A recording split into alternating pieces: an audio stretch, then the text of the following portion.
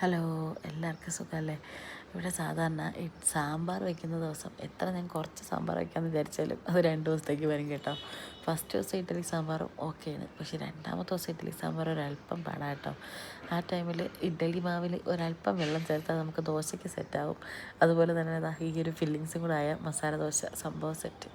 അതിന് വേണ്ടിയിട്ടൊരു കടായി എടുക്കുക, അതിലേക്ക് ഒരല്പം എണ്ണ വീത്തി കടുവറുത്ത് ഇഞ്ചി വെളുത്തുള്ളി പേസ്റ്റ് അത് ജസ്റ്റ് ഒന്ന് റോസ്റ്റ് ചെയ്തിട്ട് നമ്മളതിലേക്ക് കുറച്ച് ക്യാരറ്റും സവാളയും ബീൻസും പൊട്ടാറ്റോ ഇത് നാലെണ്ണം കൂടെ ഇട്ട് നന്നായിട്ടൊന്ന് മിക്സ് ചെയ്യുക. ആവശ്യത്തിന് ഉപ്പ് ഇട്ട് എന്നിട്ടൊരു മീഡിയം ഫ്ലെയിമിൽ വെച്ച് ഇത് കുക്ക് ചെയ്തെടുക്കണം കേട്ടോ. ഒരല്പം പോലും വെള്ളം ചേർത്തിട്ടില്ല.